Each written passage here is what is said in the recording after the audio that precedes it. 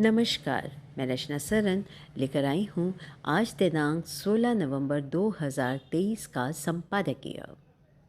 आमतौर पर आस्तिकता और नास्तिक विचारों के बीच में हमेशा एक विवाद सा बना रहा है। किसी धर्म का अनुसरण करने वाले, ईश्वरीय सत्ता में विश्वास रखने वाले चमत्कारों में भी विश्वास करते हैं, जबकि नास्तिक विचार ईश्वरीय सत्ता पर प्रश्न चिन्ह लगाता है। इसी विषय को व्याख्यातित करता है आज का संपादकीय, जिसे लिखा है अतिथि संपादक सहदेव समर्पित, जो कि शांति धर्मी मासिक पत्रिका के संपादक हैं, हरियाणा में रहते हैं। और आज का संपादकीय का शीर्षक है आस्तिकता और चमत्कार। लीजिए, प्रस्तुत है आज का संपादकीय। एक विदेशी विचारक ने कहा था कि दुनिया में और कहीं हो न हो, भारत में भगवान अवश्य है, क्योंकि कोई भी इस देश को बसाना नहीं चाहता, फिर भी यह बसा हुआ है। यह किसी चमत्कार से कम नहीं है।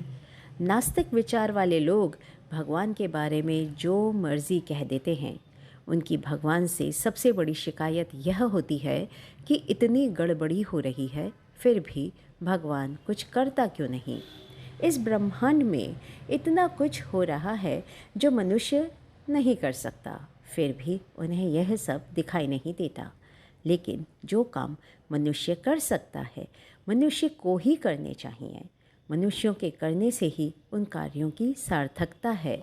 उन कार्यों के लिए भगवान को दोष देता रहता है और फिर एक नाजुक बच्चे की तरह कह देता है कि जा भगवान, मैं तुझे नहीं मानता, तू है ही नहीं। भगवान को इससे कोई अंतर नहीं पड़ता है कि उसे कोई मानता है या नहीं। कोई उससे बात करे, उपासना करे, तो इससे उसको कोई लाभ नहीं होता। जो उससे बात करता है वही इससे लाभ उठाता है। नास्तिक भी दुख होने पर रोते बिलखते हैं, सुख होने पर खुश होते हैं।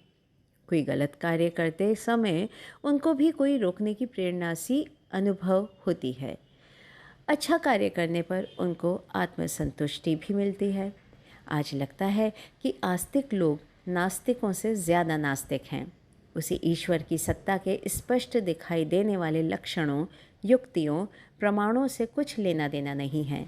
उसे तो वह चमत्कार चाहिए जिसे वह चमत्कार समझता है।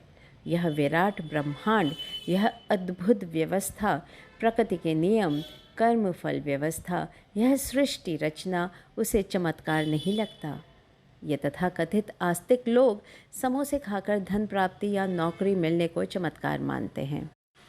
कादियानी पैगंबर ने भविष्यवाणी की थी किसी के मरने की। कई वर्ष बाद उस महापुरुष पंडित लेखराम को छुरे से मार दिया गया। आज तक वे इसी को चमत्कार प्रचारित कर रहे हैं। आस्तिक कहलाए जाने वाले लोग अविवाहित स्त्री से संतान होना, मुर्दे का जी उठना इत्यादि चमत्कारों पर आधारित हैं। ये चमत्कार न हो तो उनकी आस्तिकता का आधार ही समाप्त हो जाता है। आप धार्मिक चैनल देखें, कोई गुरु, कोई भगवान अपने आप को पूरा भगवान सिद्ध करने के लिए अपने अनुयायियों के अनुभव सुनवाने पर पर्याप्त समय खर्च करता है। आध्यात्मिक कही जाने वाली पत्रिकाओं में अनेक पृष्ठ इसी कार्य के लिए होते हैं। चेलों के जो अनुभव होते हैं वे इस तरह के नहीं कि हमारी इस तरह से आत्मिक उन्नति हो गई, हमने योग में यह गति प्राप्त कर ली, बल्कि चमत्कारों की साक्षियाँ होती हैं। असाध्य रोग ठीक हो गया, नौकरी मिल गई, व्यापार में लाभ हो गया इत्यादि। यह आस्तिकता तो नास्तिकता से भी ज़्यादा हानिकारक है। आस्तिकता जीवन की आधारशिला है और आस्तिकता की आधारशिला है परमेश्वर की सर्वव्यापकता और न्याय व्यवस्था को जानना और मानना। अच्छी प्रकार जानकर ही मानने से कुछ लाभ हो सकता है। जो यह मानते और जानते हैं कि परमेश्वर न्यायकारी है, वह कर्मों का फल पूरा पूरा देता है, और यह जानकर परमेश्वर की आज्ञा के अनुसार आचरण करते हैं, वे ही सच्चे आस्तिक हैं। वह परमेश्वर का भक्त और प्रशंसक भी है। जो यह सोचता है कि किसी व्यक्ति विशेष की सिफारिश से परमेश्वर हमारे पाप कर्मों का फल नहीं देगा या पापों के बदले में सुख देगा, वह वास्तव में परमेश्वर का सबसे बड़ा निंदक और नास्तिक है।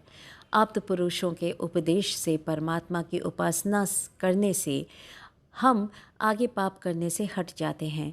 यह क्या कोई छोटा चमत्कार है? यदि आस्तिक होने के बाद भी व्यक्ति के कर्म में सुधार नहीं आया तो आस्तिक होने का कोई अर्थ नहीं है। इसलिए आस्तिकता का मूल आधार है परमेश्वर की सर्वव्यापकता।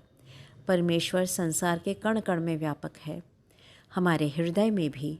वह किसी भी कार्य को करने से पहले हमारे मन में संकल्प आते ही जान लेता है। वह हमारे अच्छे बुरे कर्मों को ठीक प्रकार से जानता है। उससे छुपकर कोई पाप नहीं किया जा सकता और पाप करने के बाद उसके दुख रूप फल से किसी प्रकार से बचा नहीं जा सकता। यही आस्तिकता की आधारशिला है। किसी चौथे सातवें आसमान या सतलोक में बैठा हुआ भगवान न तो हमारे कर्मों को जान सकता है न फल दे सकता है।